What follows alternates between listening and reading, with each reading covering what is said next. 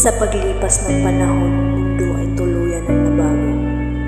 Sa panahon kung saan ang agham at teknolohiya ay patuloy na sumisibol, iba't ibang gadgets ang naimbento at kinababaliwan ng mga tao.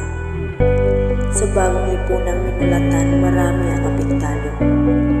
At isa na dito ang kabataan na siyang pag-asa tungo sa magandang kinabukasan.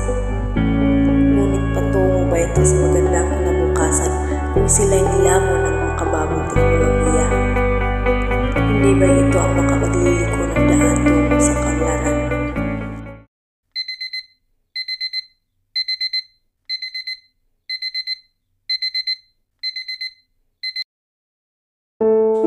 Paggising sa umaga, cellphone agad ang inatupag.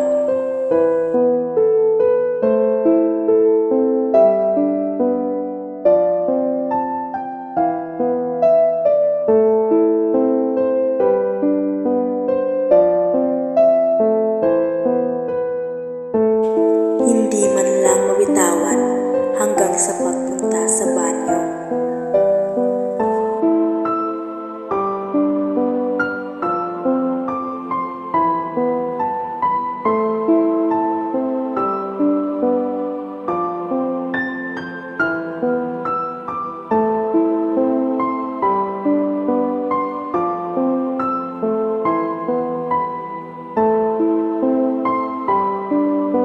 Ni oras ay di na namalayan, pagkain ay hindi na sa tama.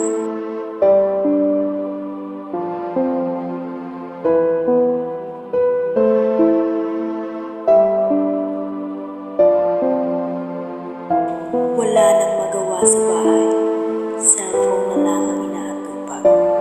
Scroll dito, laro doon, sa halip ay magsaliksik para sa takdang aralin.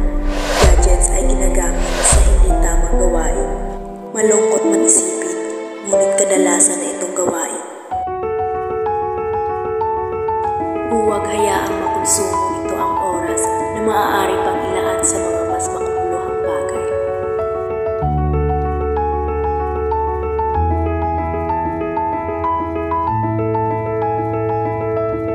Sa edukasyon ay gamitin, sapagkat edukasyon ang natatanging kayamanan na hindi mananakaw kanino man.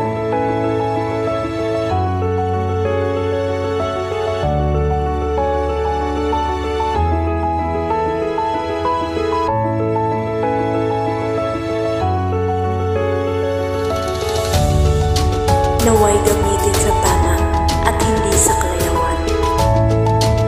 Naway silbing leksyon ito bilang kabataan. Gadgets ay gamitin